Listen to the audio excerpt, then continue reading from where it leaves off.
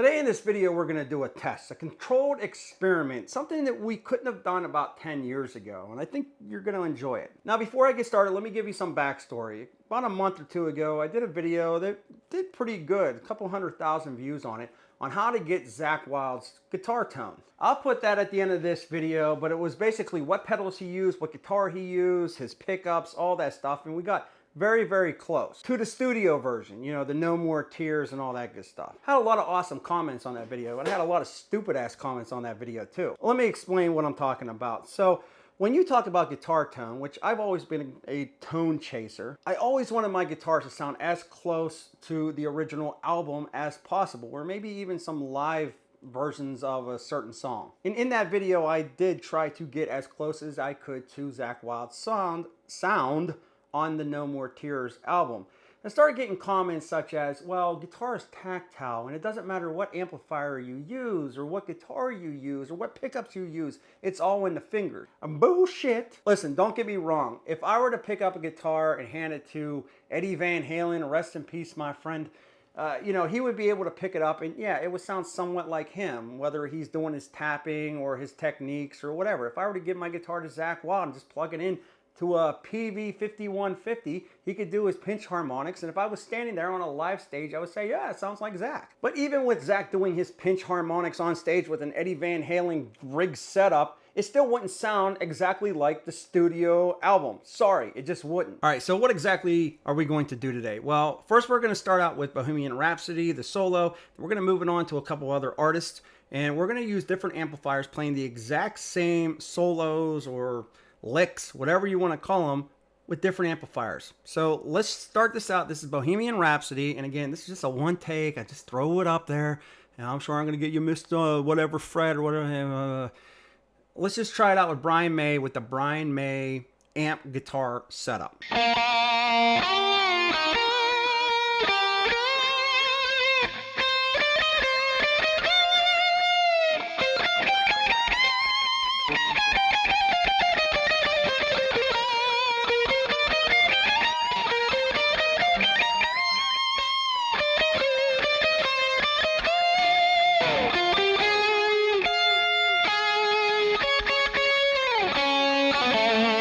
All right, so now what I'm going to do is I am going to use the exact same recording that I did. I'm just going to throw on the Zakk Wylde guitar effect and see how it sounds different than what I was using with the Brian May guitar amp and guitar effect.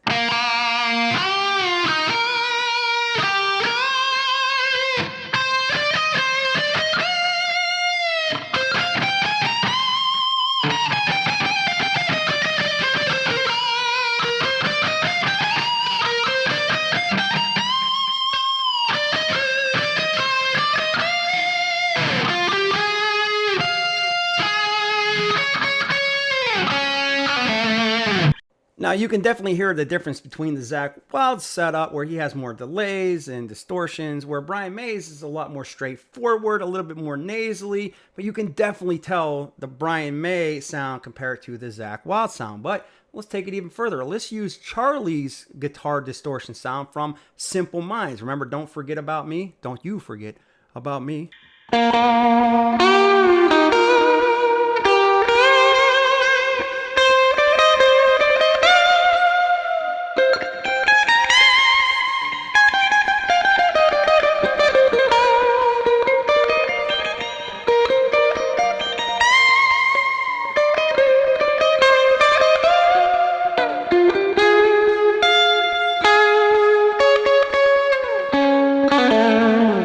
Fine, you want more examples, you say. Okay, let's do the opening to Sweet Child O' Mine from Guns N' Roses. The Slash tone, very distinct, right? Very bluesy, very dirty. Always loved Slash's tone. I just thought it was one of the best out there.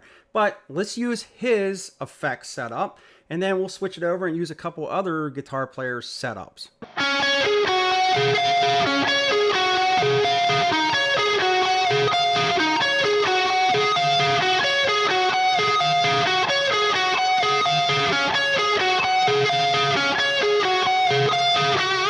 A lot of reverb, some delay, but just amp crunch. Tell us a Marshall. But if amps and guitars don't matter, if it's all tactile, let's throw in some Dimebag Darrell setup and see how Sweet Child O' Mine sounds.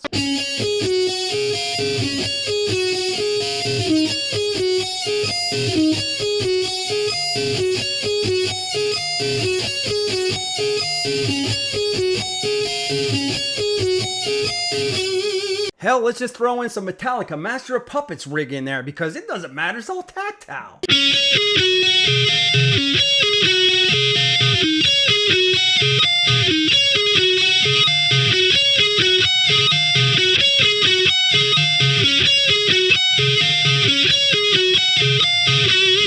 As you can clearly see, all of those comments were correct. It has nothing to do with the amplifiers or the guitar. Let's just try Eddie Van Halen. His brown sound, his amplifiers, his guitar. It means nothing. It's all tactile. But let's check it out. Let's try the Eddie's setup.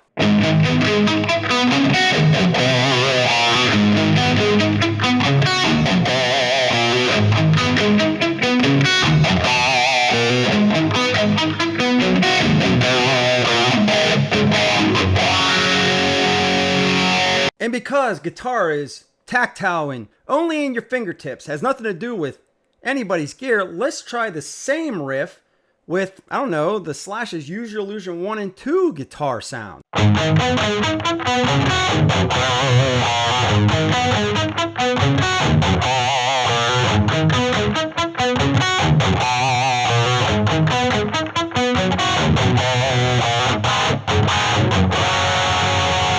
Alright, fine, let's do one more. We talked about Zakk Wylde and his guitar sound. Let me use his setup, and we'll play a couple intros to his songs, or Ozzy songs, whatever, and then we'll play it through a different setup.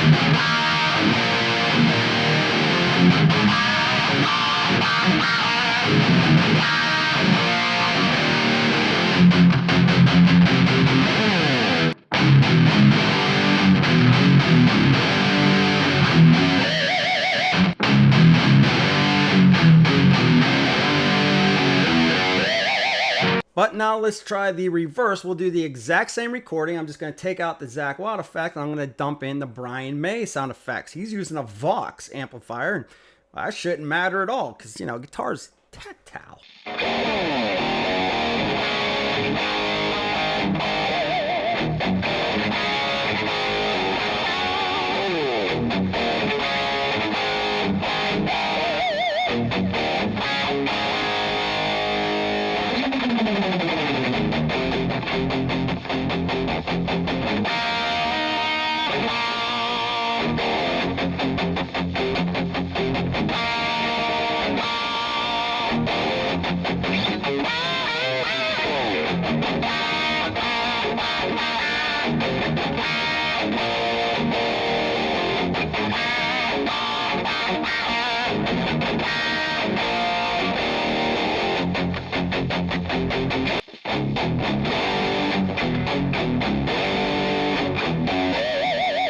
So why am I making this video? Because I want to call it the bullshit. And this is the problem I've always had with YouTube and YouTube creators and YouTube commenters and just all in all YouTube in general. Every time I wanted to find out how Zakk Wylde had his guitar tones set up, you know, on the No More Tears or No Rest for the Wicked or no whatever, you know, I would always hear the same bullshit. It was all in the fingers. It was all Zakk. There was nothing to do with his mics, his cabs, his this, his that. It's all bullshit. And as far as it goes with people saying, well, you know, anytime this person picks up a guitar, it sounds exactly like that person. Okay, there might be something to that. But all that is a bunch of interviews that other people gave saying, Eddie Van Halen picked up my guitar and it sounded just like Eddie Van Halen. No, you mean it sounded more like Eddie Van Halen playing through your guitar than you would sound like Eddie Van Halen playing through your guitar. And that's the problem with YouTube and the commenters and video creators. They see an interview or hear an interview and they just spew the same bullshit. If guitars and amps and the effects pedals and your pickups didn't make any difference to guitar strings, then why isn't everybody just playing through a regular Vox guitar amp or a JCM or 5150? They would all sound the same. It just doesn't make any sense. Eddie Van Halen used his guitar the way Eddie Van Halen used a guitar. And he set up his amps and he set up his effects and his pedals with the brown sound and all that to get a specific tone. And even if you might not be able to play exactly like Eddie Van Halen, I know I sure as hell can't. If I picked up his rig, I would sound closer to Eddie Van Halen than I would if I were to use my regular guitar rig without any Van Halen setup at all. No pedals, no phasers, no nothing. And that's why I'm making this guitar video. Number one, it's frustrating as hell for the viewers of YouTube to come on here to try to find a specific guitar tone, and some asshole that's making a video just states, well, I know I don't sound as close as Eddie Van Halen, even though my title's how to sound like Van Halen. It's all in his fingers. Now, bullshit. It might be if Eddie Van Halen picked up the guitar rig, he's going to sound 100% like Eddie Van Halen. But I think if people are looking for Eddie Van Halen's tone, they would be happy to get to the 80, 85, or even 90% close to Eddie Van Halen's tone by using the right gear. And for the commenters that leave the comments about it's all tactile and blah, blah, blah, blah, blah. I know you read interviews of people saying, yes, Brian May let Eddie Van Halen use his guitar set up live one time, and it sounded exactly like Eddie Van Halen. Well, of course it's going to sound somewhat like Eddie Van Halen. It's going to sound more like Eddie Van Halen than Brian May would sound like Van Halen running through that same rig. However, that said, it's still not coming close to what Eddie Van Halen sounded like on his studio LPs. It's just not happening. So stop believing everything you read.